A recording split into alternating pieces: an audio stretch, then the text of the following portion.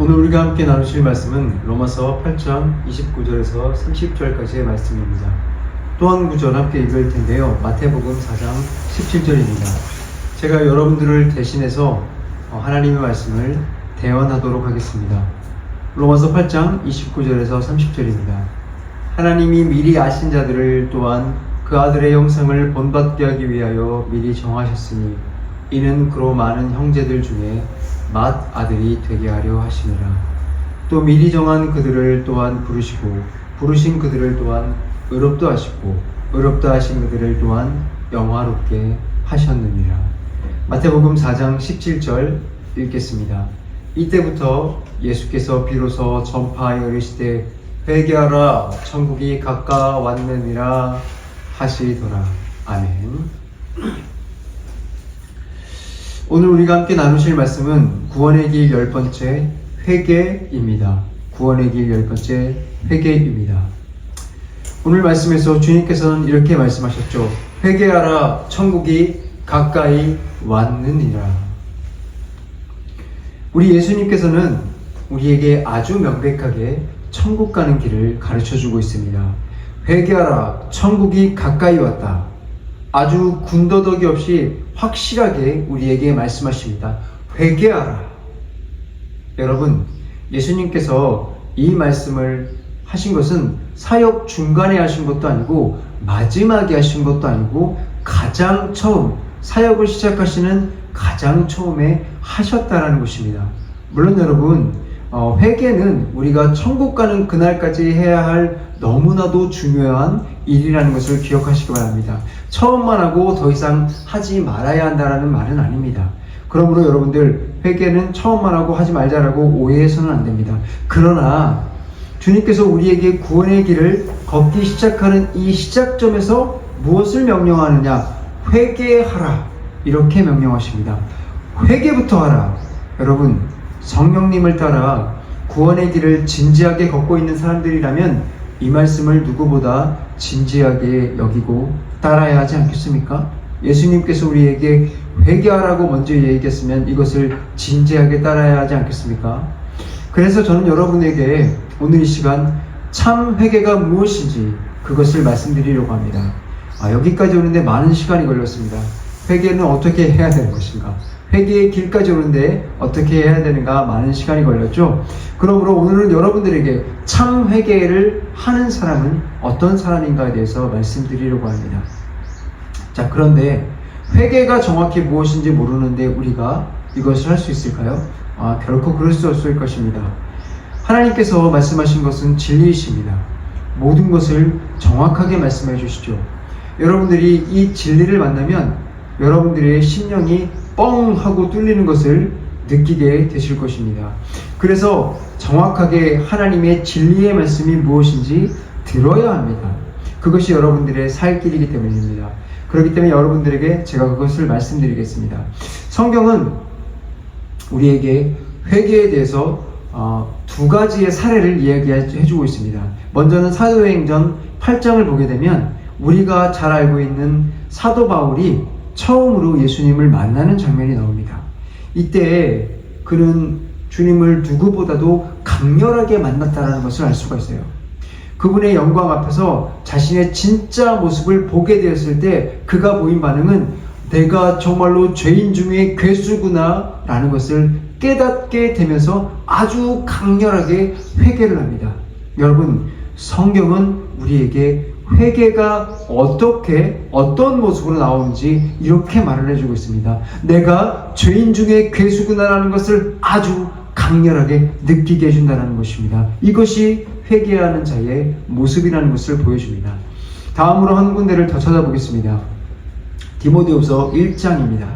디모데후서 1장을 보게 되면 바울의 동역자 디모데의 모습을 우리가 살펴볼 수 있습니다. 디모데는 바울의 동역자로서 매우 신실한 사람이었어요. 바울이 그를 얼마나 신뢰했냐면 빌립보서 2장 20절에는 그에 대해서 이렇게 고백합니다.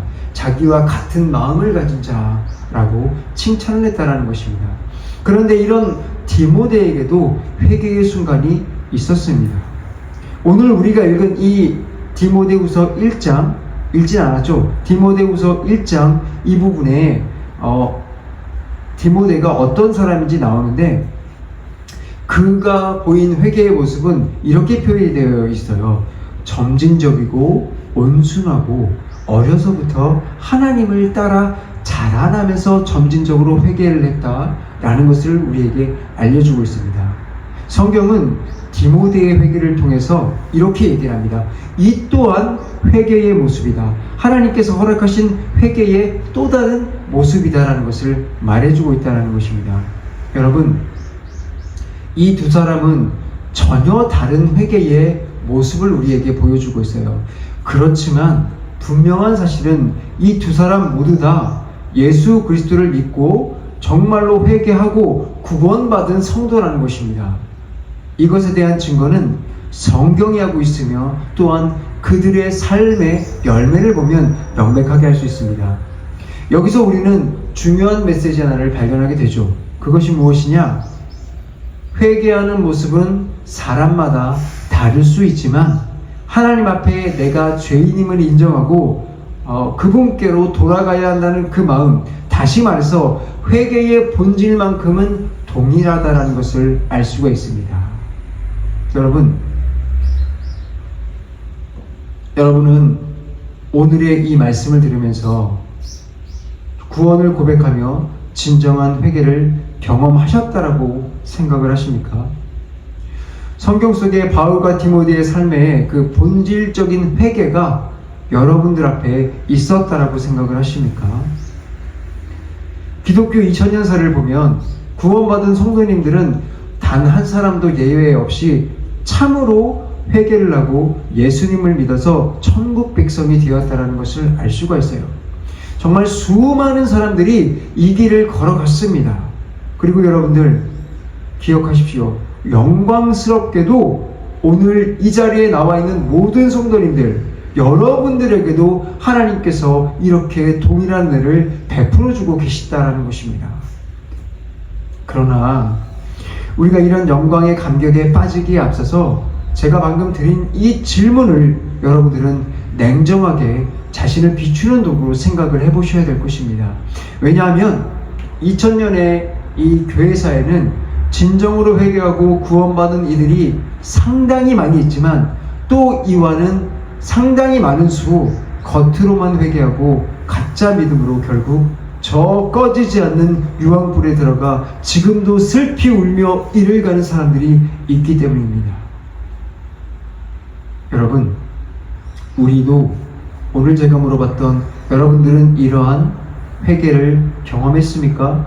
라는 질문에 여러분들이 정직하게 서지 않는다면 여러분들도 잘하면 어떻게 보면 여러분들도 그리스도의 밖에서 슬피 울면서 정말로 이를 가는 사람이 될 수도 있다는 것을 아셔야 됩니다. 그렇기 때문에 여러분들은 이 질문 앞에서 나를 비추어 보시기 바랍니다. 자, 그렇다면 여러분들은 자연스럽게 이러한 질문을 하지 않을 수가 없을 것입니다. 그렇다면 진짜 회개는 무엇이고 가짜 회개는 무엇입니까? 무엇이 있길래 진짜 회개가 있고 가짜 회개가 있다라고 이야기를 하시는 것입니까? 오늘 설교에서 저는 이 질문에 대한 답을 분명하게 드리고자 합니다. 그리고 그 답을 이해하기 위해서 우리는 먼저 가짜 회개가 무엇인지 알아야 됩니다. 가짜를 알아야 진짜를 찾는 데 도움이 되기 때문에 저는 여러분들에게 가짜 회개에 대해서 말씀드리겠습니다. 자, 가짜 회개란 무엇일까요? 한마디로 먼저 말씀을 드리자면 가짜 회개는 회개의 열매가 없는 것이 바로 가짜 회개입니다. 회개의 열매가 여러분들의 삶에서 맺어지지 않았습니까? 그렇다면 여러분들은 단 한 번도 진짜 회개를 한 적이 없다는 것입니다. 누가복음 4장 16절과 17절은 이렇게 말을 하고 있어요. 또 이와 같이 돌밭에 뿌려졌다는 것은 이들을 가리킴이니 곧 말씀을 들을 때에 즉시 기쁨으로 받으나 그 속에 뿌리가 없어 잠깐 견디다가 말씀으로 인하여 환난이나 박해가 일어나는 때에 곧 넘어지는 자요. 하나님은 정말로 은혜의 주님이십니다. 구원을 모든 사람들에게 주시기 원하시기 때문에 모든 사람들에게, 여러분들에게도 전도하라고 말씀하시는 것이고 구원의 말씀을 차별 없이 다 전해주고 있습니다. 자, 그런데 문제는 이 말씀에 대한 우리들의 반응에 있는 것입니다. 여러분, 처음 말씀을 받을 때 모든 사람들의 반응은 아주 다 비슷합니다. 정말로 이 말씀을 듣고 뭐야! 하고 떠나버리는 사람이 아니라면 모든 사람들의 반응은 비슷합니다. 어떻게요? 하나님의 말씀을 들을 때 기쁘게 듣습니다. 심지어는요, 쓴소리, 하나님의 이 쓴소리를 받을 때도 그들에게 희망으로 다가온다는 것입니다. 성경은 세례 요한의 설교를 말을 해주고 있어요. 세례 요한이 헤롯에게 이야기를 했을 때 헤롯이 어떤 반응을 보였을까요? 아니, 저런 나쁜 놈, 저놈을 잡아 죽여라!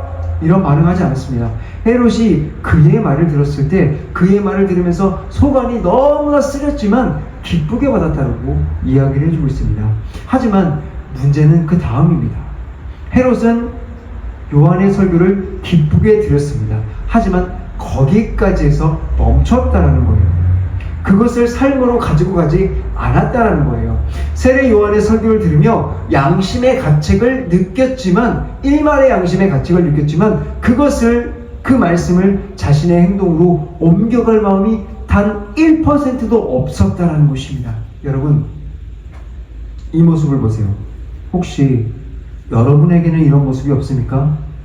목사님께서 하나님의 말씀을 대언하여 주실 때 그 말씀이 내게 너무나 아프지만 그러나 동시에 나에게 희망으로 주는 그 말씀이 다가왔지만 그 말씀을 들었을 때 그 말씀을 가지고 여러분의 삶으로 가져가지 못하고 거기서 멈춰버린 그런 경험은 없습니까? 여러분에게 그러한 경험이 있다면 여러분은, 제가 여러분들에게 자신있게 말씀드리겠습니다. 여러분은 지금까지 가짜 회개를 해왔던 것입니다. 제가 여러분들에게 솔직하게 말씀드리면 저 역시도 하나님의 말씀 앞에 그런 삶을 살아온 적이 너무나도 많았던 부끄러운 시절이 많았습니다. 지금 돌이켜보면 너무나도 그 시간은 후회스럽고 아까운 시간입니다. 가짜 회개는 말씀을 기쁘게 받으나 그 말씀을 마음 깊이 뿌리내리지 못합니다. 말씀을 듣고 즐거워하지만 집에 가서 나를 유혹하는 세상의 것들을 바라보는 순간 하나님의 말씀은 사라집니다. 기분 나쁘게 나를 대하는 이웃 사람들을 만나는 순간 그 말씀을 던져버리고 내 마음대로 하게 됩니다. 결국은 우리는 우리의 마음속에 하나님의 말씀은 뿌리내릴 곳은 없는 것입니다. 이들에게는 말씀을 실천하고 싶은 마음이 추호도 없음에도 불구하고 하나님의 구원만 바라는 그런 사기꾼인 것입니다. 여러분, 이것이 바로 가짜 회개입니다. 우리가 지금까지 이런 회개를 하고서도 내가 지금까지 회개했다, 진짜 회개했다고 착각했다면 여러분 오늘 말씀에 여러분들 정말로 도전이 되시기 바랍니다.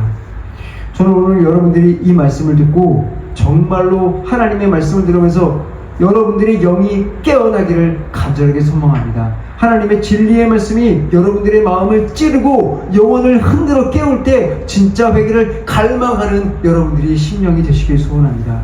여러분, 진짜 회개를 하시기 바랍니다. 오늘 여러분들에게 외치는 세례 요한의 소리를 들으시기 바랍니다. 오늘 여러분들에게 외치는 예수님의 말씀을 들으시기 바랍니다. 회개하라, 천국이 가까이 왔다. 그 말씀을 여러분들의 상한 심령으로 받아야 될 줄로 믿습니다. 말씀만 즐겨 듣고 나는 원래 회개하기에 너무나 연약한 사람이라서 회개하지 못해 라고 생각하지 마시고 낙심하지 마십시오. 대신 진심으로 하나님께 돌아가고자 하는 그 마음, 진짜 회개하겠다는 그 결심을 하시기 바랍니다. 이제 여러분들에게 진짜 회개에 대해서 말씀드리고자 합니다. 저는 여러분에게 이 회개에 대해서 말씀드리기 위해서 어떻게 설명을 드릴까 생각을 하다가 두 가지 방법으로 설명을 드리고자 결심을 했습니다. 첫 번째, 진짜 회개가 무엇인지 여러분들에게 말씀드리겠습니다. 두 번째, 그렇다면 진짜 회개하는 방법이 어떻게 하는 것인가에 대해서 말씀드리고자 합니다. 이 두 가지를 먼저 여러분들에게 간단하게 말씀드리겠습니다. 첫째, 진짜 회개를 통해서 여러분들이 배우게 되는 것은 무엇이냐? 여러분들은 이것을 통해서 매일 내가 회개를 간구해 나가는데 바른 시금석을 발견하게 될 것입니다. 지금 내가 가짜 회개를 하고 있는지 진짜 회개를 하고 있는지 그것을 분간해 나가서 진짜 회개를 늘 할 수 있도록 도와드리겠다는 것입니다. 둘째, 회개하는 방법을 통해서 여러분들이 실제적으로 여러분들의 삶에서 어떻게 회개를 실천해 나갈 수 있는지 말씀을 드리도록 하겠습니다. 자, 이제 여러분들에게 본격적으로 하나님의 말씀을 전하겠습니다. 진짜 회개란 무엇인가? 여러분, 저희들은 앞서서 가짜 회개가 무엇인지 살펴보았습니다. 가짜 회개를 한마디로 요약하면 말씀을 듣고 기뻤으나 그 말씀을 듣고 행하지 않은 것이라고 말씀드렸습니다. 당연한 말씀이겠지만 진짜 회개는 정확하게 여기에서 반대되는 지점에 있는 것입니다. 자, 그렇다면 진짜 회개가 무엇일까요? 진짜 회개도 여러분 시작은 똑같아요. 하나님의 말씀을 듣는데 그 말씀이 기쁘게 들리는 데서 시작을 합니다. 자, 그런데 그 다음이 다르죠. 여기서 멈추지는 않습니다. 말씀을 통해서 내가 죄인인 것을 깨닫고 그 깨달음이 내 마음속에서 깊이 상함으로 자리하게 됩니다. 왜요? 내 존재가 하나님 앞에서 죄로 가득 찬 존재임을 알게 되기 때문에 죄에 대해서 내 마음이 상하고 슬퍼지게 된다라는 것입니다. 진짜 회개는 말씀을 듣고 여기까지 나아갑니다. 이 슬픈 마음은 또한 여기서 멈추지 않습니다. 이 슬픈 마음은 후회로 멈추지 않습니다. 이것은 곧 죄를 버리고자 하는 결단으로 이어져 나가게 됩니다. 죄를 내 마음속에서 미워하게 되고 그것을 반드시 버리겠다라는 결단까지 나아가게 된다는 것입니다. 이러한 결단은 또한 여기서 멈추지 않습니다. 이러한 결단은 이제 내가 하나님께 의지하여 그리스도인으로 살겠습니다. 그리고 그러한 삶을 살아나가는 것까지 나아가게 되는 것입니다. 여러분, 제가 지금 말씀드린 것, 내가 죄인임을 깨닫고 죄를 버리고자 하는 결단이 서고 그리스도인으로 살겠다라고 선언하고 그 삶으로 살아가는 것이 바로 진짜 회개인 것입니다. 다윗은 자신의 죄를 깨닫고 하나님 앞에 이렇게 고백했습니다. 하나님이여, 상한 마음과 통회하는 마음을 주께서 멸시하지 아니하시리이다. 여러분, 진짜 회개는 여러분들의 단순한 감정의 슬픔이 아니라 죄를 슬퍼하고 죄를 버리고 그리스도인으로 살기로 결단하는 이 모든 일련의 과정이 회개인 것입니다. 이 과정은 단 한순간으로 끝나지 않고 우리 삶 전체를 변화시키는 시작점이 될 것입니다. 여러분, 여러분들의 지금까지 말씀을 들어왔을 때 여러분들의 반응을 한번 살펴보십시오. 그 말씀이 여러분들에게 들어갔을 때 죄를 깨닫게 하고 죄에서 돌아서게 했습니까? 만약 그랬다면 진짜 회개를 하신 것이고 여러분들은 하나님 앞에 상한 심령과 삶의 변화로 증거해야 했을 것입니다. 만약 그러지 못했다면 이제 여러분들 말씀 앞에서 하나님의 상한 심령을 받게 해달라고 기도하시고 삶으로 변화되는 진짜 회개를 주님께 올려드리기 바랍니다. 자, 이제 우리는 자연스럽게 이렇게 질문할 것입니다. 그렇다면 진짜 회개는 어떻게 하는 것입니까? 제가 이것을 말씀드리겠습니다.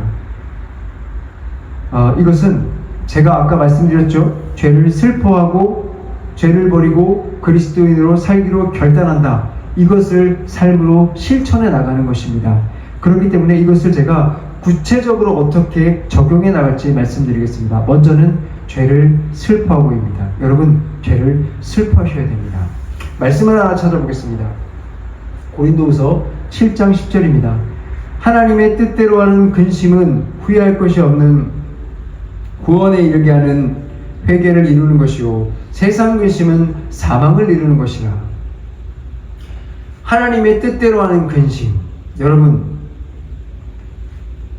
이 말씀은 회개를 하고자 하는 모든 사람들에게 가장 먼저 질문되어져야 되며 마지막까지 놓치지 말아야 할 회개의 시금석입니다. 여러분, 제가 아까 말씀드렸죠. 여러분들의 삶에 있어서 매일매일 회개하고 있는지, 내가 진짜라고 했는지 가짜라고 했는지 그 시금석을 드린다고 했죠. 이 시금석이 무엇이냐?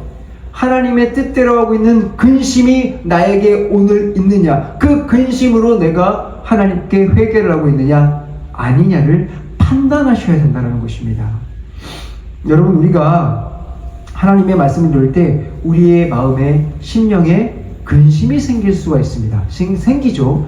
이 근심이 생겼을 때 반드시 우리는 이 말씀을 가지고 판단하십시오. 내가 지금 하나님의 뜻대로 하는 근심을 하고 있는가, 아니면 세상의 뜻대로 하고 있는 근심을 하고 있는 것인가. 여러분, 이것을 판단하는 것은 매우 중요합니다. 이 판단에 따라서 내가 지금 죄의 심각성을 깨닫고 참으로 회개의 길을 걸어가고 있느냐, 아니면 겉으로 회개하는 척 하면서 죄의 길을 여전히 걸어가고 있느냐, 이것을 판단하기 때문입니다. 여러분, 우리가 진짜 겉으로 회개하는 척 하는 것을 내가 안다면 그것은 문제되지 않아요. 듣는 순간 버리면 되니까요. 근데 문제는 내가 지금 회개하는 척 하고 있는 것을 모르고 있는 상태라는 것, 그러면서도 내가 진짜 회개하고 있는 상태라는 것이 진짜 심각한 것 아니겠습니까? 이것을 판단하기 위해서는 여러분들이 정말로 내가 하나님의 뜻대로 근심하고 있는가를 아셔야 된다는 것입니다.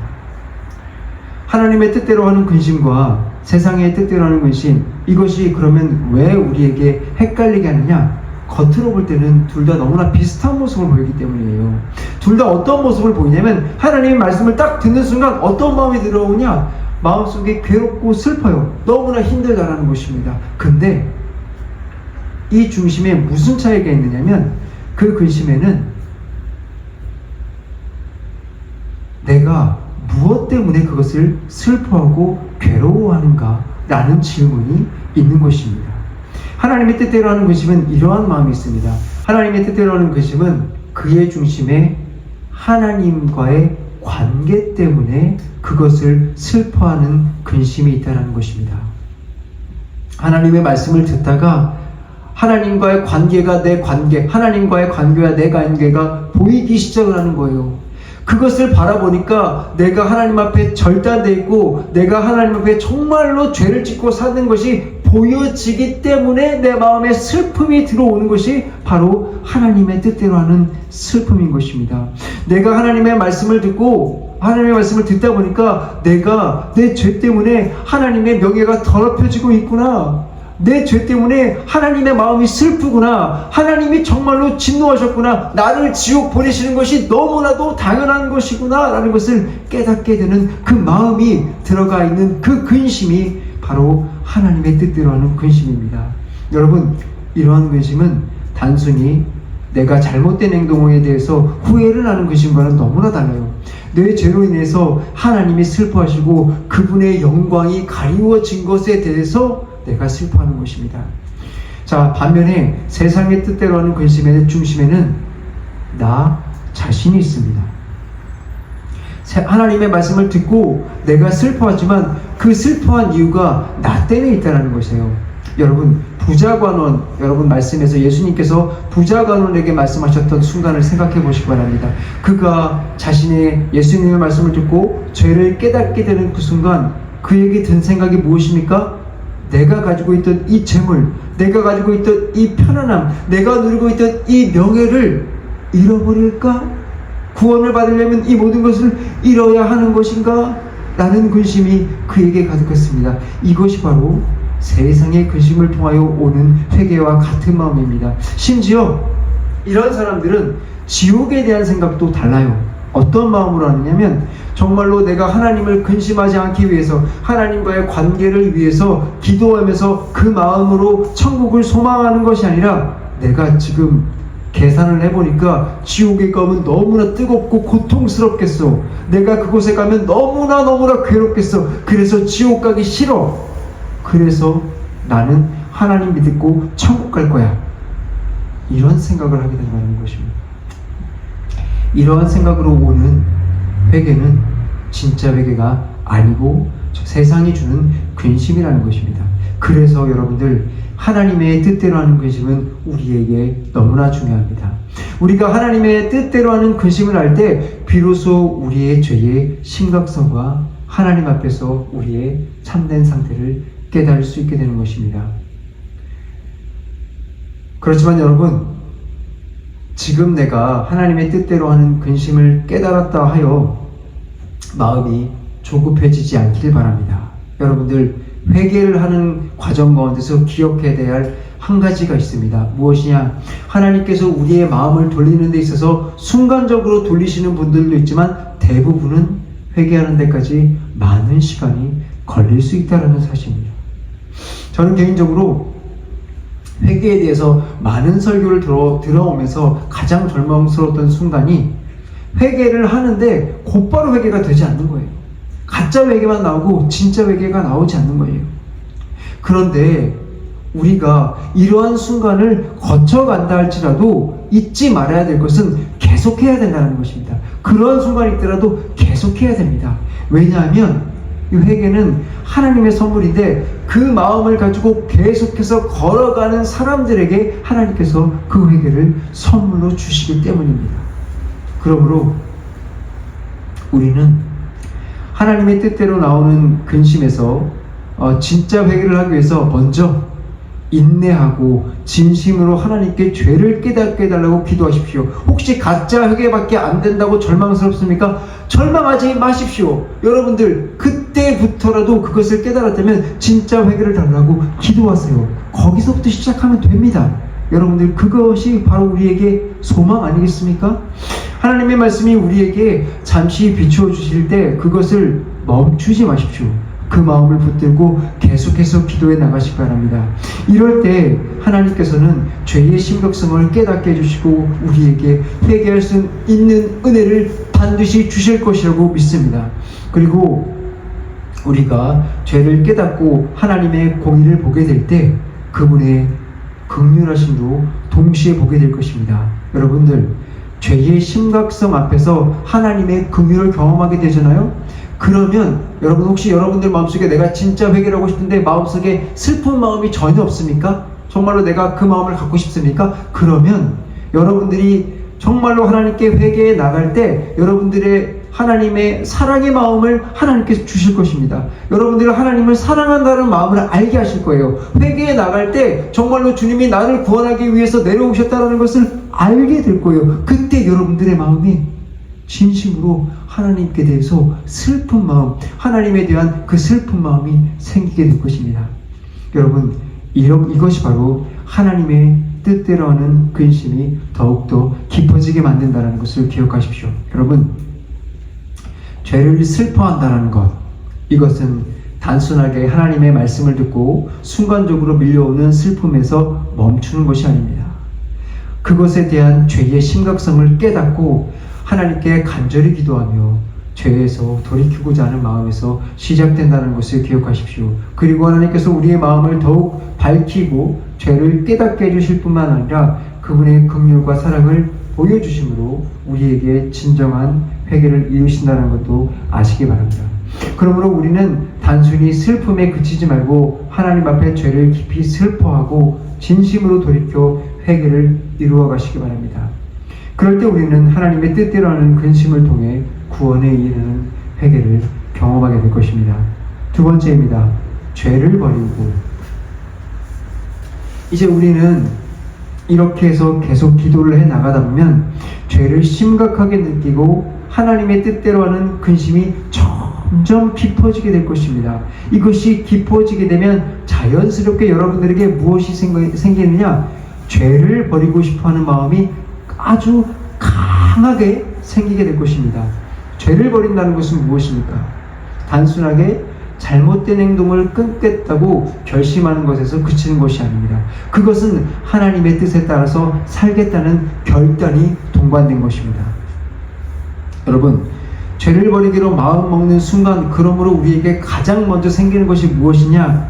하나님의 뜻이 무엇인가? 하나님의 뜻이 무엇인가? 이것을 알고 싶어하는 마음이 나에게 생긴다는 것입니다. 이전에는 여러분들이 성경을 읽었을 때는 정말 어떨 때는 너무 의무처럼 느껴지고 너무나 이것이 재미없게 읽어질 때가 많았을 것입니다. 그런데 우리가 진심으로 회개하는 순간, 하나님의 뜻대로 근심하는 순간부터는 성경을 읽을 때 하나님의 뜻을 알고자 하는 열망이 생기기 때문에 그것을 재미없게 읽을 수가 없습니다. 우리가 그러면 이런 상태로 왜 나가느냐? 우리가 하나님께 나아가다 보니 내 자신을 신뢰할 수 없다는 것을 알게 되었어요. 내가 죄를 깨닫고 나면 내 자신이 얼마나 내가 생각하는 모든 것이 죄밖에 없고 내가 잘못된 것을 생각하는지 알게 됩니다. 그렇기 때문에 하나님만의 뜻을 구해서 내가 그 길을 걷고 싶어하는 마음이 강하게 생기는 것입니다. 그렇기 때문에 우리가 성경을 볼 때 이제는 달리 보이게 됩니다.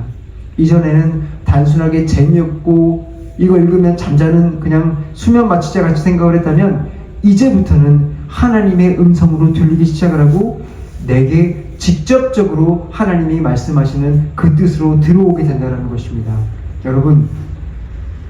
여러분은 이 순간이 하나님의 뜻을 따르고자 하는 정말 열망이 생기고 그 열망 속에서 정말 죄를 버리고자 하는 마음이 더욱 강렬해질 것입니다. 여러분, 그렇다면 죄를 버린다는 것은 무엇이냐? 아까 제가 말씀드린 대로 죄를 버린다는 것은 내가 잘못됐구나 하고 나를 버리는 것을 끝나는 것이 아니라 하나님의 뜻을 중심에 둔다는 것입니다. 여러분, 삭개오를 한번 보세요. 삭개오가 예수님을 만나기 전에는 세리장이었잖아요.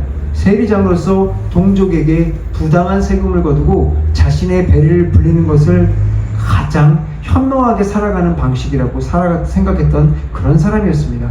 그런데 그는 어느 날 예수님을 만나고 완전히 바뀌었습니다. 그가 어떻게 바뀌었죠? 자신이 옳다고 생각했던 그 모든 방식을 버리고 예수님이 그의 삶의 중심이 되었습니다. 그래서 그는 이렇게 고백을 했습니다. 주여 보시옵소서, 내 소유의 절반을 가난한 자들에게 나눠주겠으며 만일 누구의 것을 제가 속여 빼앗은 것이 있으면 4배나 갚겠습니다. 여러분, 이것이 죄를 버리는 것입니다. 죄를 버린다는 것은 하나님의 뜻을 중심에 두고 내 죄된 뜻과 삶의 방식을 완전히 내려놓겠다는 결단까지 나아가는 것입니다.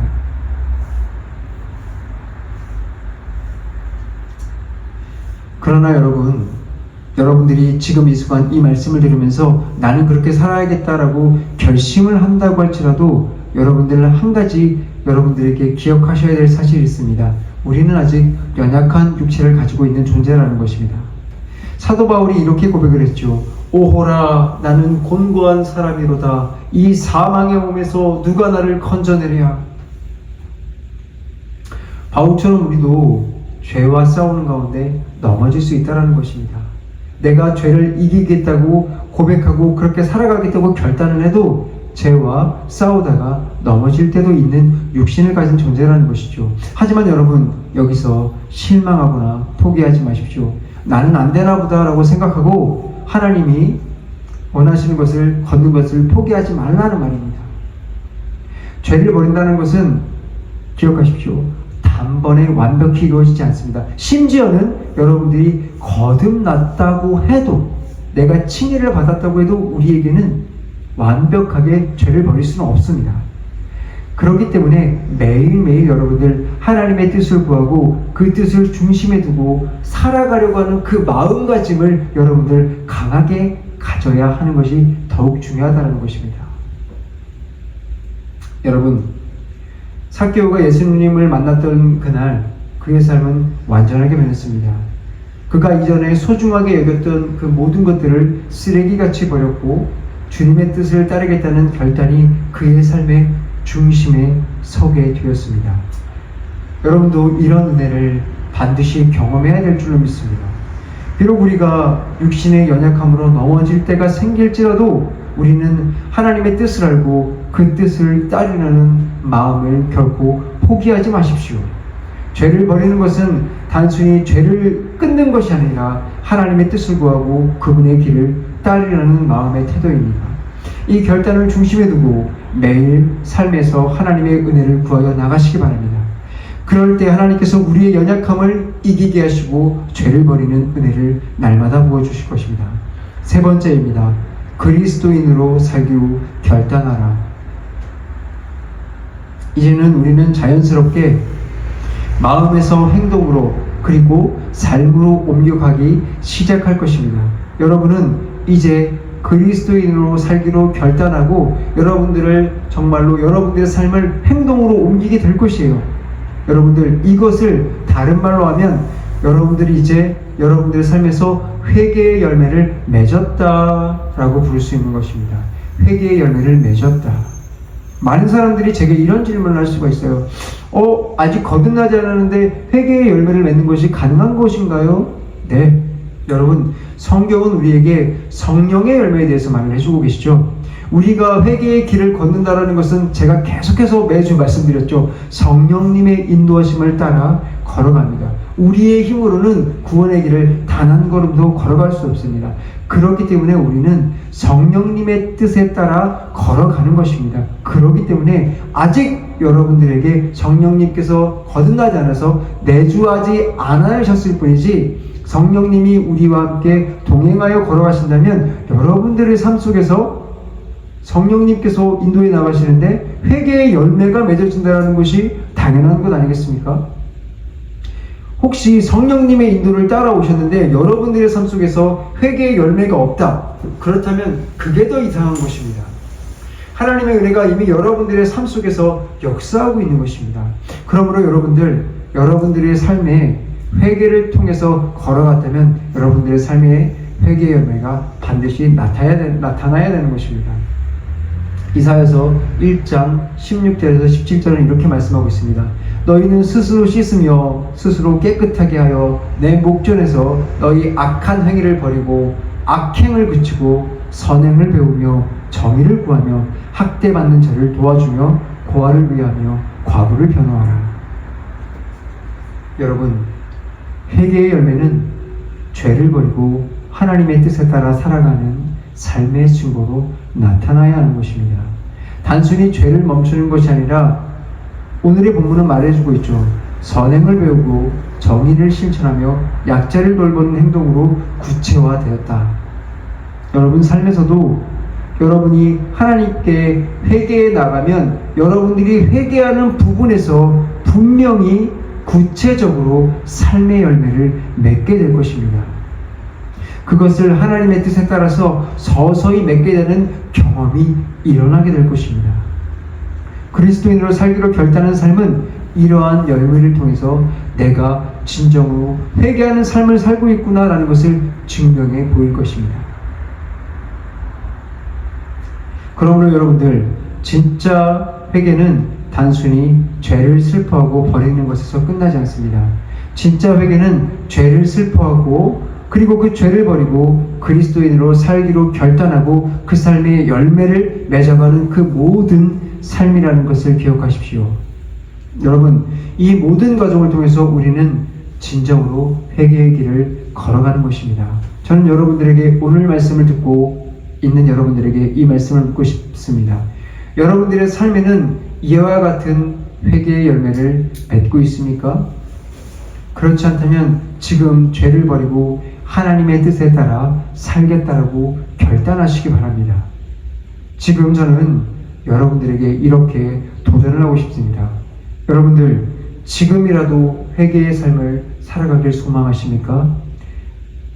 회개를 결심하십시오. 결단하십시오. 하지만 단 한 번의 결단대로 이것이 끝나지 않는다는 것을 기억하시고 여러분들의 삶에서 매일매일 회개를 지속하여 걸어가시기 바랍니다. 성령님을 의지하여 기도하면서 매일매일 회개의 삶을 걸어가시기를 바랍니다.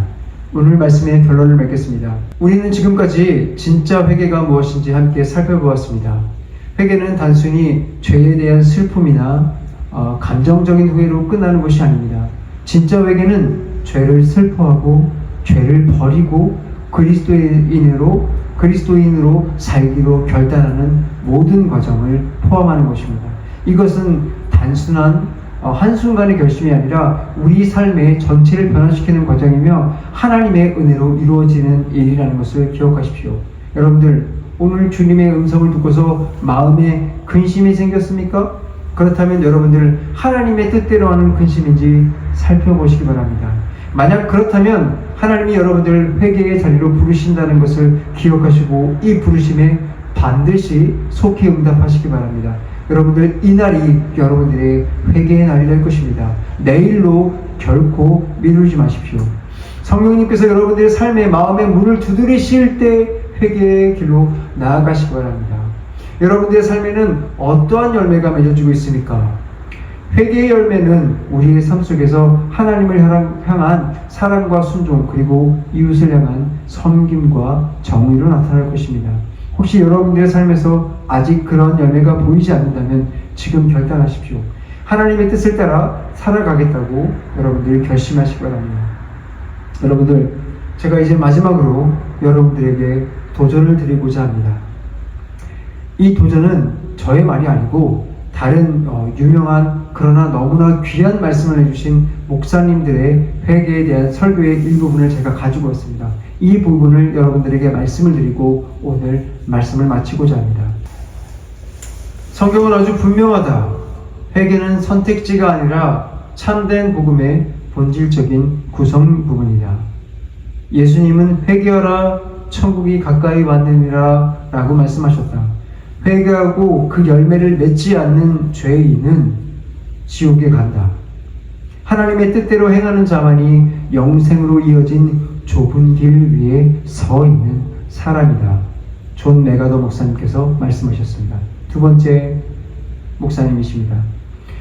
사람이 하나님과 화해한다는 것에 대해 여러분이 어떠한 개념을 가지고 있든지 죽은 행실에 대하여 회개함이 없는 자는 결국 하나님이 삼키는 불 또는 영원히 타오르는 불길 속에서 발견되는 여러분들을 발견할 수 있게 될 것이다. 존 오웬 목사님이 말씀하셨습니다. 오늘 말씀이 여러분들에게 회개로 이어지는 귀한 은혜가 되길 소원합니다. 이제 다 같이 기도하겠습니다.